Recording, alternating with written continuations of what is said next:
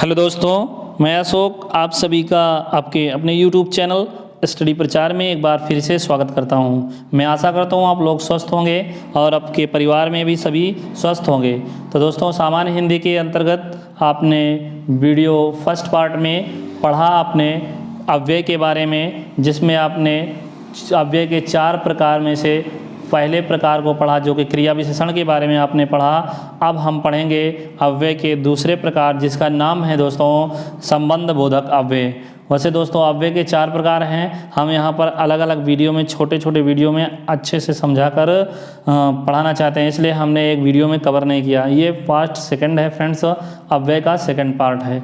यहाँ पर हम सेकंड पार्ट में संबंध बोधक अव्यय के बारे में पढ़ने वाले हैं। तो बिना देरी किए हम सीरीज को आपके सामने प्रस्तुत कर रहे हैं। तो दोस्तों चलिए तो स्टार्ट करते हैं। आप देख पा रहे होंगे यहाँ पर सबसे पहले हम चार्ट के माध्यम से अव्यय को समझते हैं। संबंध बोधक अव्यय जो कि अव्यय का प्रकार है फ्रेंड्स, जो कि दूसरा प्रकार है। अभी 2 प्रकार इसके बाद में हम अलग वीडियो में पढ़ेंगे। सबसे पहले हम इसमें पढ़ते हैं संबंध बोधक अव्यय। आइए देखते हैं कि कितने प्रकार से इसको देखा गया कि भेद कितने हैं।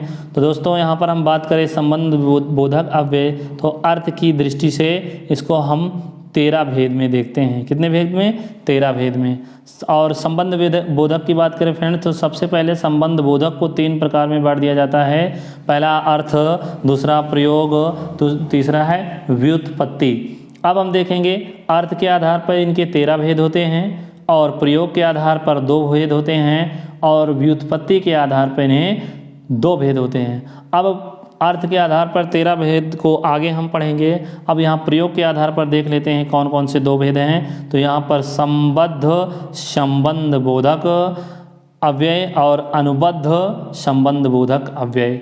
आइए देखते हैं हम व्युत्पत्ति के आधार पर जो 2 प्रकार इन्हें देख लेते हैं। व्युत्पत्ति के आधार पर दोस्तों नाम इनका है मूल संबंध बोधक अव्यय, यौगिक संबंध बोधक अव्यय। आप नाम से इसे समझ लें और चार्ट के माध्यम से स्क्रीनशॉट आप ले सकते हैं। इसके बाद हम एक एक के भेद के बारे में हम अच्छे से पढ़ते हैं। चलिए तो देखते हैं। सबसे पहले हम पढ़ेंगे साथियों अर्थ के आधार पर। अर्थ के आधार पर संबंध बोधक अव्यय की बात करेंगे तो आपको चार्ट के माध्यम से आपने देखा कि इसके 13 भेद होते हैं। हम 13 भेद को यहाँ पर समझेंगे और थोड़ा सा डिटेल में समझेंगे। 13 प्रकार में सबसे पहला प्रकार है स्थान बोधक अव्यय। अब स्थान से पता चल रहा है कहीं ना कहीं स्थान को बताएगा फ्रेंड, जैसे भीतर, बाहर, नीचे, ऊपर, सामने, तले, बीच, परे, पास, निकट आदि इस प्रकार को जो शब्द आपको मिलेंगे साथियों, वह स्थान बोधक स्थान वाचक संबंध बोधक अव्यय के अंतर्गत आएंगे। आपको जब स्थान की जानकारी देगा तो आपका वह स्थान वाचक अव्यय होगा, जो कि अर्थ के आधार पर पहला पार्ट होगा। चलिए तो देखते हैं। अगला है दोस्तों, यहाँ पर आप देख पा रहे होंगे जिसका नाम है कालवाचक अव्यय। क्या नाम है साथियों? कालवाचक अव्यय। अब हम कालवाचक अव्यय के बारे में देखें तो काल कहीं ना कहीं आपसे देखेंगे तो काल माने समय होता है। यह समय की जानकारी देगा। तो बाद, आगे, पीछे, पश्चात, उपरांत, लगभग, पहले, कहीं ना कहीं आपको काल की जानकारी दे रहा है। इस प्रकार के जो शब्द आपको मिलेंगे वो कालवाचक अव्यय कहलाएंगे। आइए हम देखते हैं नेक्स्ट दिशावाचक अव्यय। अब दिशावाचक अव्यय आप जानते हैं दिशा डायरेक्शन को बताएगा। तरफ, पार यानी कि उस पार, किस पार, प्रति, और, आसपास आदि जो शब्द मिलेंगे आपको दिशावाचक अव्यय के अंतर्गत मिलेंगे। आइए हम नेक्स्ट देखते हैं साथियों। देखिए साधनवाचक। अब साधन क्या है आप जानते ही हैं। साधन जिसके द्वारा कहीं आया जाया, जिसके जरिए कोई काम हो। तो देखते हैं साधनवाचक अव्यय में कौन से शब्द आएंगे। द्वारा आएगा, जरिए, सहारे, बल आदि जो ऐसे शब्द मिलेंगे आपके साधनवाचक अव्यय में मिलेंगे। आइए हम देखते हैं नेक्स्ट। अब नेक्स्ट क्या है साथियों? हेतुवाचक। अब हेतु का आशय क्या होता है साथियों? हेतु माने होता है कारण, रीजन। अब कारण साथियों में देखेंगे तो यहाँ वर्ड जो मिलेंगे, जो शब्द मिलेंगे इसी के अकॉर्डिंग। यहाँ पर याद नहीं करना दोस्तों, आपको पता है कि किस वर्ड का क्या मतलब है, उस तरह हम इसको नाम केवल याद रख लेंगे और उससे खुद पता चल जाएगा। लिए जैसे किस लिए, कारण है। वास्ते किस का वास्ते आए हो। निमित्तो निमित्त है, कारण है। आप देखेंगे चलते चलते हैं, खातिर है। और आप देखेंगे हेतु, हेतु माने भी कारण होता है, आप जानते हैं। इस प्रकार के जो शब्द मिलेंगे आपको हेतुवाचक अव्यय के अंतर्गत आएंगे। जो किसका प्रकार है साथियों? जो संबंध बोधक अव्यय का प्रकार है अर्थ की दृष्टि से। आइए हम देखते हैं अगला। अगला आप देख पा रहे हैं, जल्दी से देखेंगे, विरोधवाचक। अब विरोध का बात, कोई विरोध करता है हमारा, उल्टा करता है, यानी कि विलोम शब्द उल्टा काम करता है। जैसे इस प्रकार के शब्द आएंगे, विरोध करेंगे, विपरीत, विरुद्ध, खिलाफ आदि इस प्रकार के अगर शब्द आपको मिले कहीं तो आप विरोध वाचक अव्यय के अंतर्गत लगाएंगे। तो चलिए हम नेक्स्ट देखते हैं, जो कि संबंध बोधक अव्यय के अंतर्गत अर्थ की दृष्टि से होगा। आइए देखते हैं संग्रहवाचक। आइए संग्रहवाचक, संग्रह के वाचक से आपको पता चल रहा है लगभग आ जाएगा, भर आ जाएगा, तक आ जाएगा, मात्र मिलेगा आपको, पर्यंत मिलेगा, और आपको इस प्रकार के जो शब्द मिलेंगे आपको याद रखना फ्रेंड्स, संग्रहवाचक के अंतर्गत आएगा। आइए नेक्स्ट देखते हैं। नेक्स्ट अव्यय अर्थ की दृष्टि से देखेंगे तो अगला आ जाता है 8 नंबर का तुलनावाचक। अब देखेंगे यहाँ पर तुलना होगी एक दूसरे के सामने, अपेक्षा, पीछे, समक्ष, तो आगे, सामने, अपेक्षा, समक्ष, इस प्रकार के शब्द जो तुलना की दृष्टि से जो शब्द मिलेंगे आपको तुलनाबोधक, तुलनावाचक क्या होगा? अव्यय हो जाएगा। आइए हम देखें नेक्स्ट साथियों। अब नेक्स्ट क्या है? अब नेक्स्ट देखेंगे तो यहाँ पर आ जाता है 9 नंबर का साहचर्यवाचक। साहचर्यवाचक अब अधीन हो गया, वश हो गया, समेत हो गया, स्वाधीन हो गया, संग हो गया, साथ हो गया, सहित हो गया। कहीं ना कहीं ये साथ की बात कर रहा है, साहचर्यवाचक।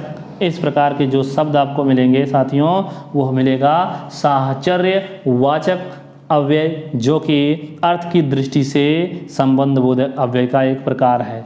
चलिए तो आगे हम देखते हैं। अगला आ जाता है आपका 10 नंबर का, जिसका नाम है साथियों क्या? विषयवाचक अव्यय। अब विषयवाचक में क्या है? अब विषयवाचक की बात करें हम तो यहाँ पर विषय जैसे नाम आ जाता है, बाबत है, लेख है, विषय है, भरोसे आदि इस प्रकार के शब्द आपको जो साथियों मिलते हैं, कभी आपको ऑप्शन में पूछता है तो आप बताएंगे अर्थ की दृष्टि से ये विषयवाचक अव्यय के अंतर्गत आएगा। चलिए नेक्स्ट देखते हैं। चलिए तो संबंध बोधक अव्यय के अंतर्गत यह कहलाएगा विषयवाचक। चलिए तो नेक्स्ट देख पा रहे होंगे, आपसे कह रहा विनिमयवाचक। विनिमयवाचक, विनिमय का मतलब दोस्तों है अदला बदली करना, विनिमय करना। तो देखेंगे जगह है, एवज है, बदले है, पलटे है, इस प्रकार के आपको जब शब्द देखने को मिलेंगे जो शब्द साथियों वो आपका हो जाएगा विनिमयवाचक। आइए नेक्स्ट देखते हैं। नेक्स्ट क्या है साथियों? तो नेक्स्ट देख पा रहे होंगे आपका है व्यतिरेकवाचक। व्यतिरेकवाचक, इसमें कैसे शब्द मिलेंगे आपको? व्यतिरेक में अतिरिक्त, बगैर, रहित, सिवा, बिना, अलावा। इसका मतलब ये हुआ है दोस्तों, यहाँ पर अतिरिक्त माने मतलब कि अतिरिक्त हो गया, और बगैर, रहित, रहित मतलब बिना, सिवा, यहाँ पर सारे शब्द को देखेंगे तो लगभग एक जैसे अर्थ निकाल रहे हैं। इस प्रकार के शब्द व्यतिरेकवाचक अव्यय के अंतर्गत आएगा। नेक्स्ट क्वेश्चन देखते हैं। नेक्स्ट 13 आ जाता है। अब 13 लास्ट है, जो कि क्या है? जो कि दोस्तों किसका है? संबंध बोधक अव्यय का एक प्रकार है, जिसमें 13 प्रकार थे। 13 प्रकार में आपने 13 प्रकार को देखा। यह लास्ट है जिसमें आप देखेंगे जिसका नाम है सादृश्यवाचक। क्या नाम है? सादृश्यवाचक। अब देखते हैं सादृश्य मतलब समानता, एक समान। तो समान है, बराबर, अनुसार, जैसा, मुताबिक, तुल्य, सदृश, तरह, भांति, अनुकूल, सरीखा आदि जो शब्द इस प्रकार के मिलेंगे जिसमें सादृश्यवाचक, सादृश्यता का बोध हो, वहाँ सादृश्यवाचक आपका हो जाएगा, सादृश्यवाचक अव्यय के अंतर्गत आएगा। आइए हम नेक्स्ट पॉइंट देखते हैं। अभी आपने पढ़ा अर्थ के आधार पर संबंध बोधक अव्यय कितने प्रकार के होते हैं, तो 13 पढ़ा। अब देखेंगे प्रयोग के आधार पर। अब आप प्रयोग के आधार पर पढ़ेंगे कि संबंध बोधक अव्यय कितने होते हैं। तो साथियों संबंध बोधक अव्यय प्रयोग के आधार पर सिर्फ 2 ही भेद होते हैं। आपने चार्ट के माध्यम से भी देखा। अब 2 भेद कौन से होते हैं, आइए हम उसे पढ़ते हैं। 2 भेद में पहला भेद है साथियों, पहला है संबद्ध संबंध बोधक अव्यय। अब संबद्ध संबंध बोधक अव्यय क्या है साथियों? ऐसे अव्यय जो शब्द, जो ऐसे अव्यय शब्द क्या था साथियों? ऐसे अव्यय शब्द जो संज्ञा, सर्वनाम शब्दों के बाद आने वाली विभक्तियों, अब विभक्तियों के चिन्ह जैसे का, की, के, से, आदि के बाद विभक्तियों के बाद पीछे, बाद का मतलब पीछे साथियों लगते हैं, उन्हें संबंध बोधक अव्यय कहते हैं साथियों। आइए इसे और भी अच्छे समझते हैं। इसे सविभक्त संबंध बोधक अव्यय भी कहते हैं। इसका एक और नाम है, क्योंकि विभक्ति इसमें रहती है फ्रेंड्स, तो साविभक्त संबंध बोधक अव्यय नाम हो जाएगा साथियों। अब इसका सेकंड नाम है, आपसे ऑप्शन में पूछ सकता है संबंध बोधक अव्यय का एक दूसरा नाम प्रकार किसी भी तरीके से पूछ सकता है, तो आपको बताना होगा सविभक्त अव्यय।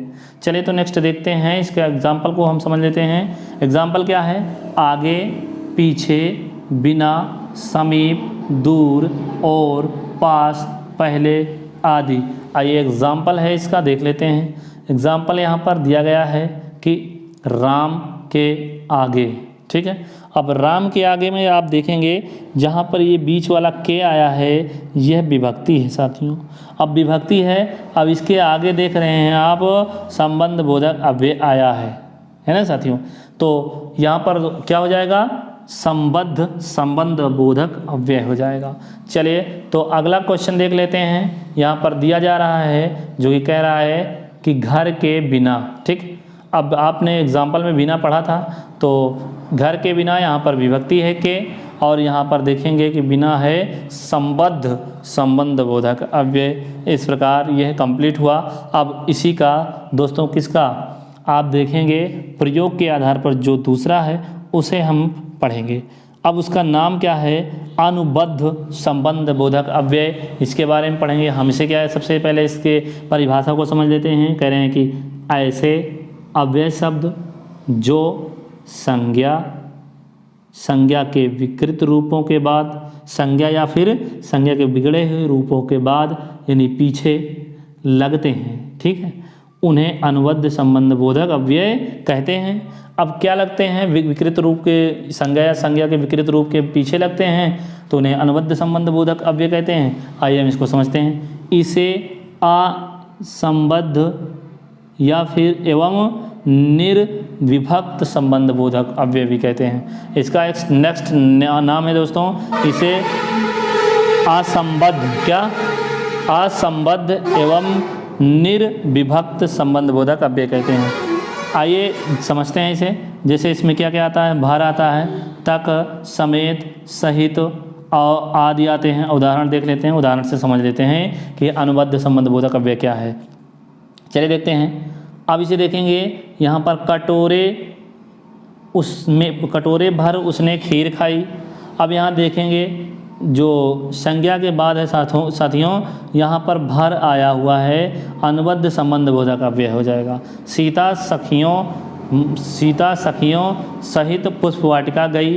अब जो सीता जो ये है ना संज्ञा दोस्तों, संज्ञा, और उसके बाद आएगा साथियों यहाँ पर जो सहित आ रहा है, यह है आपका एक वर्ड है जो कि अनुबद्ध संबंध बोधक अव्यय के अंतर्गत आएगा। आइए हम नेक्स्ट देखते हैं। अब देखेंगे साथियों, आपने देखा कि आपने क्या पढ़ा? व्युत्पत्ति के आधार पर, क्या दोस्तों, आपने अर्थ के आधार पर 13 पढ़ा, और इसके बाद आपने प्रयोग के आधार पर 2 पढ़ा। आप पढ़ेंगे व्युत्पत्ति के आधार पर कितने प्रकार के होते हैं। दोस्तों व्युत्पत्ति के आधार पर क्वेश्चन बनता है, तो व्युत्पत्ति के आधार पर संबंध बोधक अव्यय के 2 भाग होते हैं। कितने भाग? 2 भेद होते हैं साथियों, और दोनों भेद के नाम देख लेते हैं, फिर इसको हम डिटेल में पढ़ देते हैं। अब दोनों के नाम क्या है? मौलिक या मूल संबंध बोधक। क्या नाम है? मौलिक या मूल संबंध बोधक। और ऐसे अव्यय, इसकी परिभाषा देख लेते हैं। ऐसे अव्यय शब्द जो अपने मूल रूप में, किसमें दोस्तों? मूल रूप में रहते हैं, किसी अन्य शब्द के योग से नहीं बनते। इसमें कोई अन्य शब्द से योग में नहीं बनाया जा सकता फ्रेंड्स, उन्हें मौलिक मूल संबंध बोधक अव्यय कहते हैं। अब मौलिक से पता ही चल रहा है दोस्तों, मूल का मतलब अपने मूल अवस्था में, प्रारंभिक अवस्था में, जो किसी अन्य से ना बने। तो आइए देखते हैं। यहाँ पर पूर्वक है शब्द, पर्यंत है दोस्तों, नाई है, नाई के बाद बिना है, समान है, इस प्रकार के जो शब्द मिलेंगे आपको देखने को, वो मौलिक मूल संबंध बोधक के अंतर्गत आएगा। आइए एग्जाम्पल से समझते हैं। एग्जाम्पल में यह बताया गया है साथियों कि हम दोनों शांतिपूर्वक पढ़ते हैं। ठीक है, अब हम दोनों शांतिपूर्वक पढ़ते हैं। यहाँ पर शांतिपूर्वक जो पूर्वक है साथियों आया है, ये क्या है आपका, ये है मूल है साथियों, मूल संबंध बोधक अव्यय के अंतर्गत आ जाएगा। आइए नेक्स्ट देख लेते हैं कि मैं जीवन पर्यंत लेखन कार्य करता हूँ। यहाँ पर्यंत जो है संबंध बोधक अव्यय को दर्शा रहा है। क्या दोस्तों, मूल संबंध बोधक अव्यय को दर्शा रहा है या मौलिक संबंध बोधक अव्यय को। आइए मौलिक हो गया आपका, अब यौगिक देख लेते हैं। इसी का दूसरा है यौगिक। अब यौगिक क्या है, यौगिक का मतलब आप जानते हैं, यौगिक का मतलब योग से बना हुआ ऐसे अव्यय शब्द जो संज्ञा, सर्वनाम, क्रिया, क्रिया विशेषण आदि शब्दों के योग से बनते हैं, उन्हें यौगिक संबंध बोधक अव्यय कहते हैं। जैसे क्या है, एग्जाम्पल में कुछ वर्ड को देख लेते हैं जिससे सरलता हो। अपेक्षा, तुल्य, समान, मारे, चलते, ऊपर, नीचे, द्वारा, बाहर, भीतर, ऐसा, योग्य, पीछे आदि जो शब्द हैं आपको ये शब्द मिलेंगे तो यौगिक संबंध बोधक के अंतर्गत मिलेंगे। आइए एग्जाम्पल से समझ लेते हैं।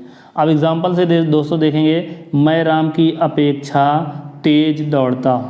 ठीक है, मैं राम की अपेक्षा तेज दौड़ता हूँ। अब यहाँ आपने पढ़ा कि अपेक्षा किस में आएगा, तो आपका अपेक्षा किस में आएगा साथियों, तो ये हमेशा आपको मिलेगा तो यौगिक संबंध बोधक के अंतर्गत मिलेगा।